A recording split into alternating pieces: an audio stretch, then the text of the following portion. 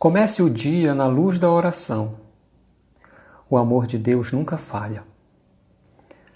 Aceite qualquer dificuldade sem discutir. Hoje é o tempo de fazer o melhor. Trabalhe com alegria. O preguiçoso, ainda mesmo quando se mostre num pedestal de ouro maciço, é só um cadáver que pensa. Faça o bem o quanto possa. Cada criatura transita entre as próprias criações. Valorize os minutos. Tudo volta, com exceção da hora perdida. Aprenda a obedecer no culto das próprias obrigações. Se você não acredita na disciplina, observe um carro sem freio. Estime a simplicidade. O luxo é o mausoléu dos que se avizinham da morte. Perdoe sem condições. Irritar-se é o melhor processo de se perder. Use a gentileza, mas de modo especial dentro da própria casa. Experimente atender os familiares como você trata as visitas. Em favor de sua paz, conserve fidelidade a si mesmo. Lembre-se de que, no dia do Calvário, a massa aplaudia a causa triunfante dos crucificadores, mas o Cristo, solitário e vencido, era a causa de Deus. Bonita mensagem, André Luiz. Está no livro O Espírito da Verdade, capítulo 37, chama-se Tranquilidade. Nós vamos estudar hoje, como eu estava falando, os itens 9 a 11, que é o último tópico do capítulo 1, que são as instruções dos Espíritos, são os comentários que no Evangelho segundo o Espiritismo são assinados pelos Espíritos. São mensagens que Kardec organizou, tratando daquele assunto que ele explora, que ele vai explorando ao longo dos capítulos. E nesse, quem traz essas mensagens são 3 espíritos diferentes. Cada um deles fala de uma das revelações. Cada um fala da sua, mas entrando na outra. Interessante. O primeiro, que fala de Moisés, ele se identifica como um espírito israelita. Olha só. Depois, François Fénelon, fala sobre Jesus. O primeiro fala sobre Moisés, o segundo fala sobre Jesus. E o terceiro é Erasto. Erasto, Kardec coloca ainda assim que ele é o discípulo de Paulo, que algumas cartas de Paulo ele menciona Erasto. Então Kardec coloca nessa identificação para saber que é aquele espírito que trabalhou junto com Paulo à época de Jesus. Uma coisa interessante sobre esses espíritos, sobre o trabalho de Kardec, na verdade, porque o livro do Evangelho ele é publicado em 64, abril de 64. E as 2 primeiras mensagens, a mensagem de Erasto, que fala sobre o Espiritismo, e o final, é do ano de 63, quando ele recebe essa mensagem. O livro é publicado em 64. Só que do espírito israelita e de Fénelon, falando sobre Moisés e sobre Jesus, é de 61. Então, ele já é um trabalho que ele já tem as mensagens. Já está tudo na mesa dele ali, no armário, não sei como é que ele fazia, mas já está lá. E ele vai, ao longo desse tempo, pensando, vai organizando, mas as mensagens foram chegando, assim, eu não sei se... Às vezes a gente é levado a pensar que não, ele está trabalhando no livro dos Espíritos, aí receber mensagem e tal, só o livro dos Espíritos. Não, acabou, agora vamos para o Evangelho. Aí começa a receber mensagem do Evangelho. Não. Todas as mensagens chegavam e ele organizava tudo isso. Então, olha o pensamento que ele tinha, a ideia já toda estruturada de como seriam os livros. Então tem essa diferença, é só um detalhe, essa diferença de quando a mensagem chegou a ele. O primeiro, que fala sobre Moisés, é um espírito um espírito israelita. Ele assina dessa maneira, falando, naturalmente, ele entende o significado da palavra israelita. Ele não se diz um espírito judeu, porque a palavra assim, israelita, ela remete ao passado, ao tempo de Moisés. Entre os descendentes de Jacó até para frente, né? A partir de Jacó que ele muda o nome para Israel, e a partir dele a descendência todos são os israelitas. Então ele é um espírito, suponho, né? Essa é uma inferência dessa época. Então que compreendeu o papel de Moisés no plano divino. E é ele que vem falar. Diz no seu texto que Deus é o centro da revelação de Moisés. Parece uma coisa óbvia até hoje, né? Mas tudo o que ele recebeu e desenvolveu remete a Deus. Remete a Deus. E coloca que o povo hebreu ali com Moisés foi escolhido por Deus para receber esta revelação, mas não em caráter particular. A ideia era que a partir do povo Deus fosse conhecido no mundo todo, inclusive o povo pagão, que em muitas passagens nós observamos no Evangelho, recebia uma certa cota de exclusão do povo judeu. Mas ele fala que desde aquela época a mensagem surge no meio dos judeus, mas ela tem o objetivo de ser difundida para o mundo todo. É o ponto de partida apenas. Depois, porque tem uma expressão, muitos já devem ter ouvido, a expressão o Deus de Abraão, de Isaac e Jacó, o Deus de Israel, assim também.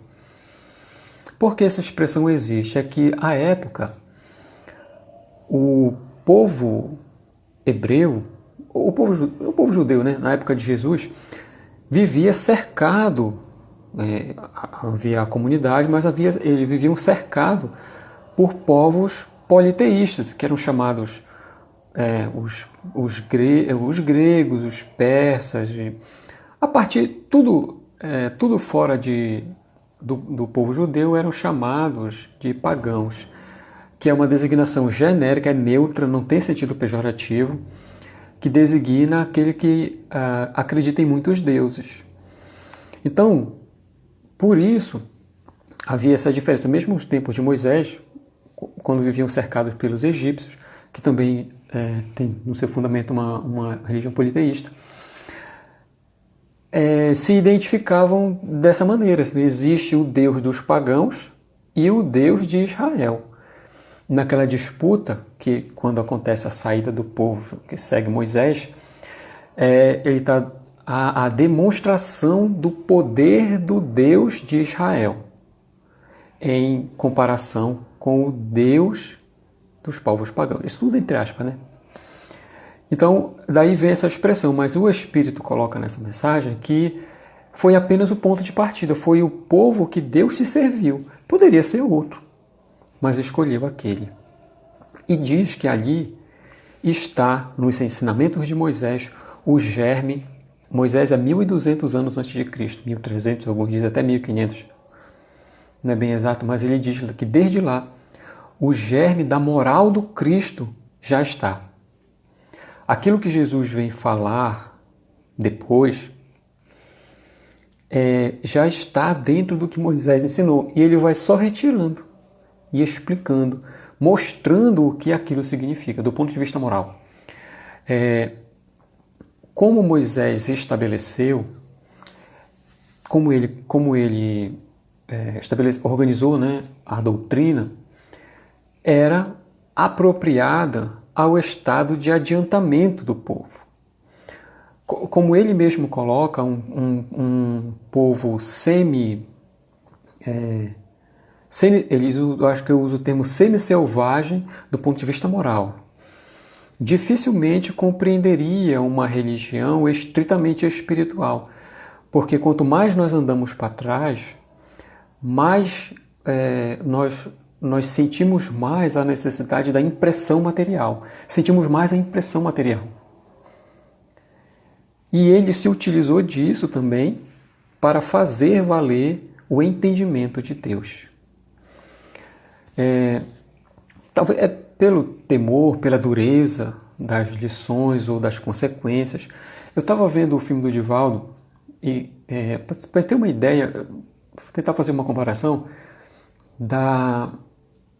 porque a moral, como nós entendemos, isso está no Livro dos Espíritos, é a questão 629, ele pergunta que definição se pode dar de moral e os espíritos, porque os espíritos falam sempre de moral, e aí depois ele pergunta, o que é moral? Ou seja, como é que os espíritos entendem a moral? E eles definem, da mesma maneira que a filosofia clássica, a distinção do bem e do mal, só que com o discernimento do que é o bem e do que é o mal, você escolhe o bem. Então a consequência da moral é o bem proceder, como eles resumem. A moral é o bem proceder. E para aquele povo,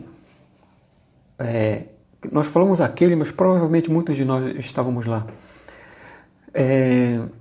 A forma de fazer o bem é muito diferente do que hoje nós somos capazes e entendemos como fazer. Mas naquele momento era o que era possível. E isso que acontece, há uma cena no filme do Divaldo, eu vou falar porque está no livro, mas não que eu queria dar spoiler, assim, mas tudo bem, eu vou ter que falar. Ele, no livro que é a biografia dele, ele descreve a obsessão que ele recebia durante muitos anos, desde a infância, na verdade. E sempre o obsessor presente, tentando atrapalhá-lo e perturbar a sua vida. Só que chega um momento em que aquele espírito que fazia o mal intencionalmente, por vingança, decide, ou ele mostra assim que não quer mais aquela vida. Que é quando Divaldo recebe uma criança e a adota. A criança é a reencarnação da mãe daquele espírito que o perseguia e que precisava do Divaldo para cuidar dela, para que ela ficasse bem. Ali, eles fizeram uma cena que representa o bem que aquele espírito que é obsessor, até aquele momento, está fazendo. Ele não conhece o amor, apesar disso ser a tônica do diálogo deles. Ele não sabe como amar. Não sabe. Então, qual é o bom procedimento dele, o bem proceder, conforme os espíritos colocam? O que ele é capaz de fazer? Ele deixa de persegui-lo. Não é o momento para ele de devotar um sentimento de carinho, de ternura. Ele não é capaz de fazer isso. O bem que está ao alcance dele é parar de persegui-lo. Vejam como esse entendimento do que é o bem que está ao alcance do espírito depende do seu patamar evolutivo. Por isso que a moral do Cristo está lá em Moisés, apesar do apedrejamento, apesar das mortes, apesar do banimento e todo tipo de castigo como acontecia. Mas o germe, esse espírito israelita fala, o germe está lá. Então é preciso olhar com cuidado para entender como aquilo representa um desdobramento da lei de Deus. Por isso que, em muitas situações, o ensino de Deus, da lei de Deus, se baseia nas impressões materiais, típicas do povo. Então, quando está no tempo de Moisés, o sacrifício é como você entrega alguma coisa a Deus, é a sua devoção. O sacrifício ou a oferta, você dava aquilo que era de seu valor, teu, né? Pelo menos considerado teu. Os animais, alguns animais que é de criação, resultado de colheitas e muitas outras coisas. Era o sacrifício. Então o povo dava a Deus, como uma forma de venerá-lo, reconhecê-lo. Com Jesus, veja como está lá, com Jesus o sacrifício continua. Ele ensina sobre o sacrifício, sobre sacrificar a Deus, você doar a Deus. Só que não é mais, ele faz um ajuste, né? Ele faz um ajuste no entendimento. Não é mais você doar animais, plantas, que no fundo nem são seus, porque isso é criação divina. Como é que você vai dar uma coisa para alguém, sendo que aquela coisa já é dela? Ela que criou. Então, como é que ele ensina sobre o sacrifício? Em uma passagem que ele fala de alguém que está indo fazer uma oferta, mas quando ele diz, se você lembrar durante a sua oferta que algum irmão tem alguma coisa contra você, vá lá e peça desculpas. E então vem e deposita a tua oferta. O que isso significa? É que o sacrifício que você está fazendo naquele momento não é o do bem no templo. E quando ele fala para você ir buscar a reconciliação ou o pedido de desculpas, você está sacrificando algo que é teu, que é o orgulho. Porque é preciso humildade para ir pedir desculpas. Isso sim é teu. E você pode oferecer a Deus esta oferta. A oferta com Moisés é um tipo, e com Jesus ele coloca no plano espiritual. É isso que ele começa a fazer. Ele começa a fazer quando vem à Terra. É o início do refinamento moral da humanidade. Ele se apoia nos ensinos de Moisés, na lei, nas leis, né? Moisés, que ele chama as leis ou as leis de Deus, como é colocado no Evangelho. E a partir dali, ele constrói novos entendimentos. São ajustes que ele vai fazendo, trabalhando sempre com o que o próprio povo já tinha de entendimento. Por isso que, ainda nesse capítulo, a gente estudou lá no item 1, que é o primeiro vídeo, quando ele fala sobre a lei, ele diz da lei de Deus. E se nós olharmos lá no 10 Mandamentos, que é o que Kardec explora quando trata no item 2, Moisés, está lá, como nós vimos, duas partes, podendo ser separadas em duas partes. A primeira, as relações da criatura com Deus, as obrigações da criatura com Deus. E na segunda parte, o relacionamento de uns com os outros. Na primeira parte com Deus, na segunda parte de uns com os outros. Amor a Deus, amor ao próximo. É como Jesus resumiu. Olhou Moisés e resumiu tudo o que estava escrito nos 10 mandamentos e tudo o que os profetas, depois ele diz, né, ensinaram. É assim que, olhando para trás, a partir de Jesus, é possível ver naturalmente, porque hoje nós temos essa capacidade de entender melhor, porque a gente já está mais na frente. Mas está lá. A base dos ensinos é o aspecto moral, que é aquilo que leva ao bem, leva a fazer o bem. Então diz que essa é a lei do progresso, o Espírito fala. Começa com Moisés, Jesus continua, mas há ainda um passo a ser dado. Ele conclui dizendo, né, que depois de Jesus, o Espiritismo vem à Terra.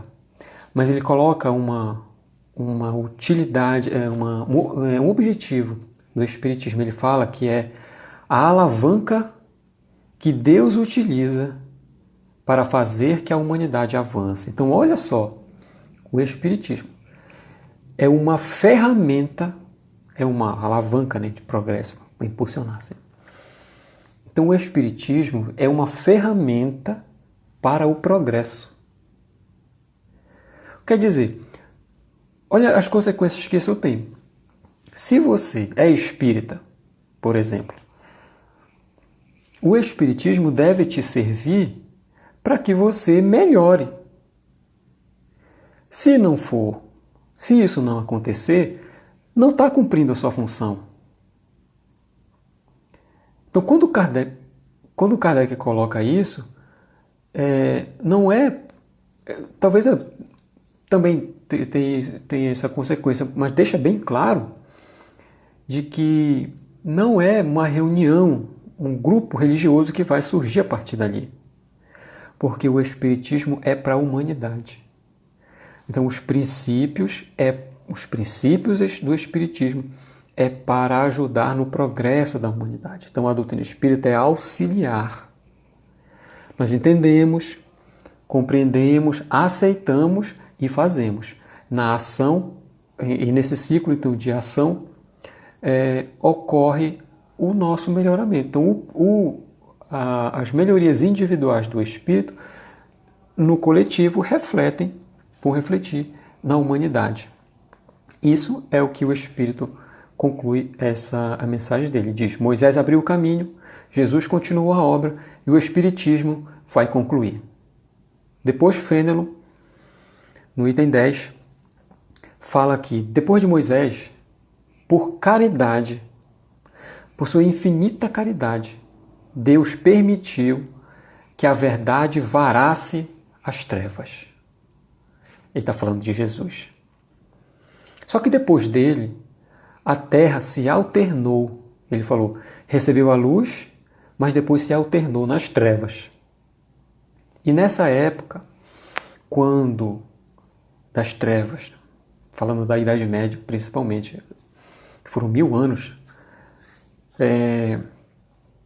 a ciência, o entendimento, acho mesmo a ciência, o método científico, preocupava-se, diz ele, exclusivamente com o que é material, em detrimento da moral, do espírito.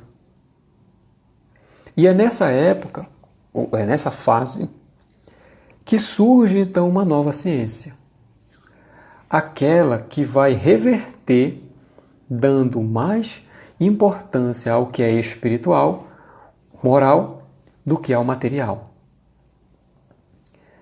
O objetivo é trazer de volta e fazer com que a moral sobrepunha o material. Porque é dessa maneira que, segundo as palavras de Jesus, que é o capítulo 2, o seu reino chega à terra. Esse é o anúncio da revolução moral que se aproxima. Isso ele está falando lá no século XIX. Ele coloca assim, os Espíritos do Senhor sopram em nós a fé. É como se em determinado momento essa nossa visão do Kardec chama do futuro, da vida espiritual, tivesse turva ou totalmente apagada. E nessa hora é que ele diz, espíritos são enviados em nome de Jesus para para aparecem, falam, demonstram, dizem como é. E aquele nosso sentimento interno de que algo existe depois é comprovado. Isso é a fé que os espíritos, com a demonstração da sua existência, do seu conhecimento, da continuidade, nos ajudam a fortalecer. Isso é a revolução moral que vai se aproximando. Ele faz uma pequena parábola assim, dizendo sobre essa exortação que a gente recebe dos espíritos, pelas mensagens principalmente, que nós somos como grãos de areia. Grãos de areia. Mas, sem os grãos de areia, não existem as montanhas. O que isso quer dizer? Cada um de nós tem algo para fazer. Cada um de nós pode dar uma contribuição. Nós somos apenas grãos de areia na obra de Deus que está sendo construída na terra. Mas sem aquele grão, a obra seria menor. Cada um de nós trabalha, faz o que pode, ajuda no seu círculo de influência, mas compreendendo a importância do bem proceder, ajuda. Esse é o sentido. Tem no livro, está no livro Boa Nova, que é o diálogo de Jesus com Joana de Cusa. Ele fala assim, Joana, ele fala uma coisa mais ou menos assim: o apostolado do Evangelho na Terra é o de colaboração com o céu. Olha só, colaborar não é você ser ninguém é o responsável. Nós somos colaboradores. Então a nossa parte ela é bem definida. Não precisa que cada um se acredite o revolucionário, o guia, aquele que vai fazer a grande obra. Tudo é de Deus. E nós viemos para cá, no plano reencarnatório, quando a gente voltar, a gente vai descobrir isso, se não acreditou ainda. É apenas uma parte pequena de muita coisa que a gente precisa fazer ainda. Mas uma parte, que para aquele período e para aquelas condições são o suficiente, ou o que nos é possível fazer. Então isso é colaborar. Você faz, mas confiante de que há alguém guia.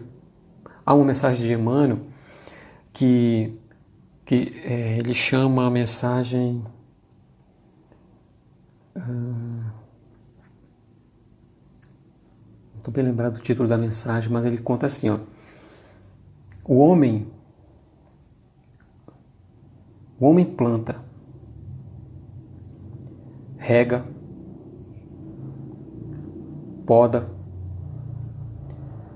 cuida para que a árvore cresça, dê flores.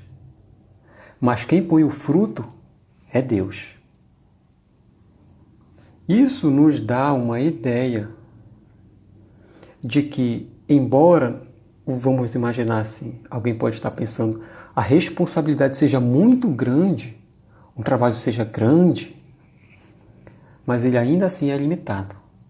Porque a partir de onde termina a nossa responsabilidade, é tudo condução de Deus. Isso é que Fenelon fala. Cada um tem a sua missão, como grãos de areia, para construir a montanha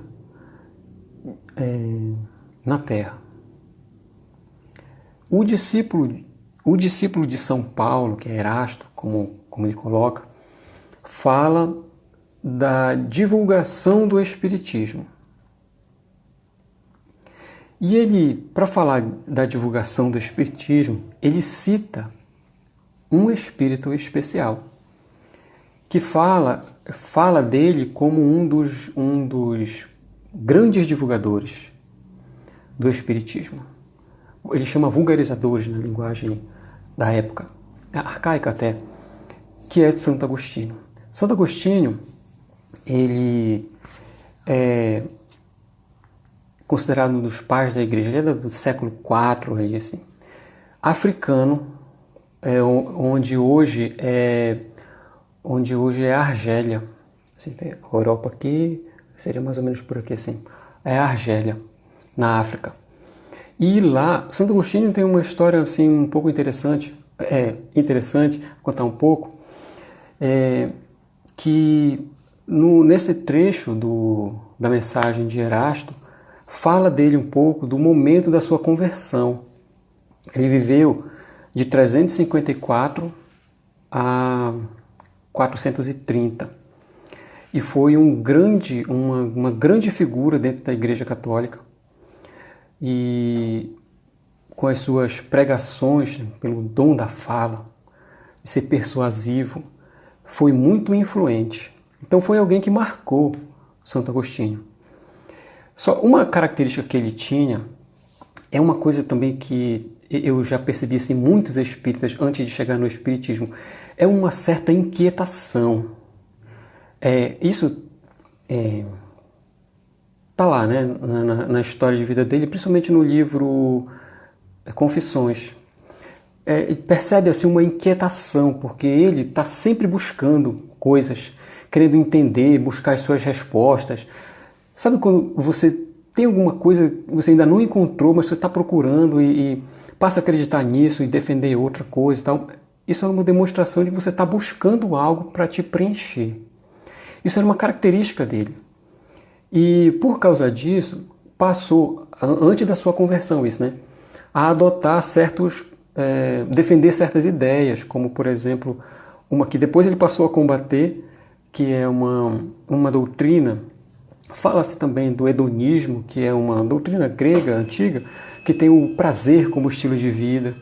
Ele tinha essa característica na sua juventude, isso, porque a conversão dele acontece aos 32 anos de idade.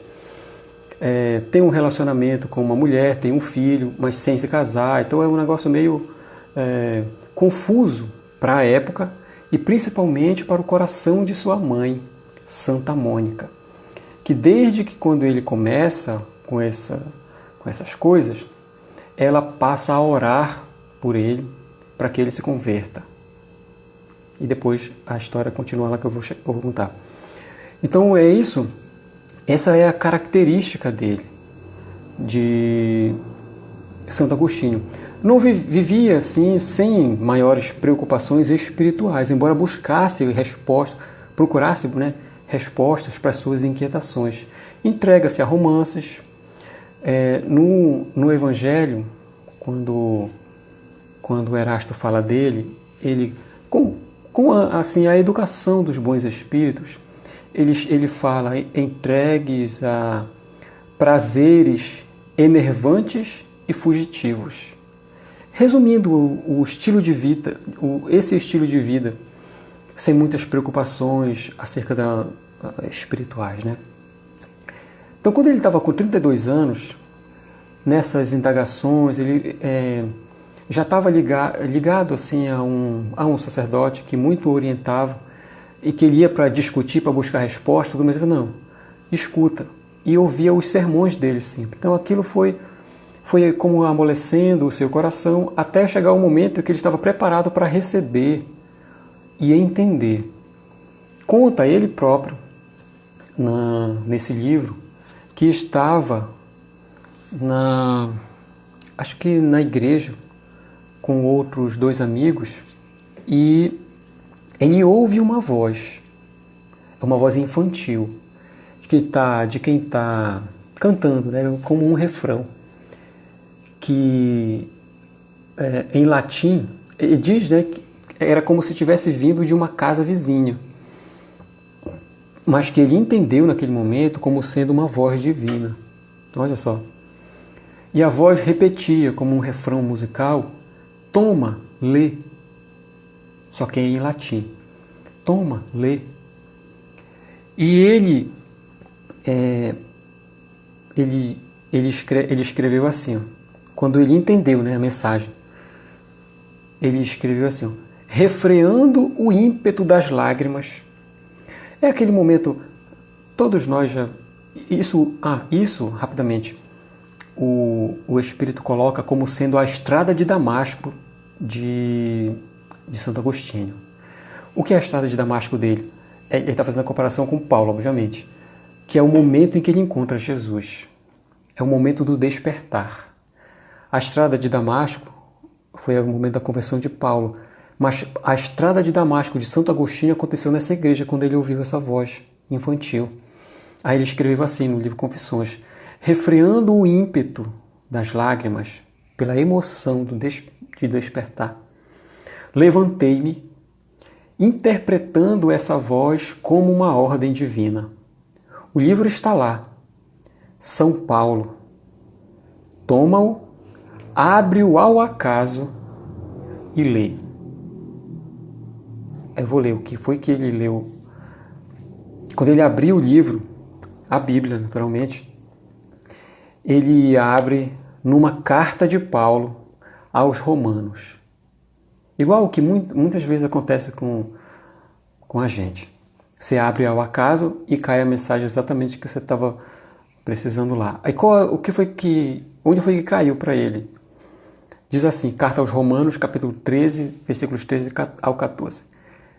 Diz assim, não nas orgias e nas bebedeiras, não nos deslizes e nas impudências, não nas discórdias e na inveja, mas revesti-vos do Senhor Jesus Cristo. Deis à carne concupiscências. Em resumo, é deixar de ser conduzido pelos prazeres materiais e principalmente do corpo, como ele fala aqui, e passar a valorizar aquilo que ele acabara de receber e entendeu como sendo uma ordem divina. Essa hora é a conversão dele. Daqui é o momento, né, da sua estrada de Damasco.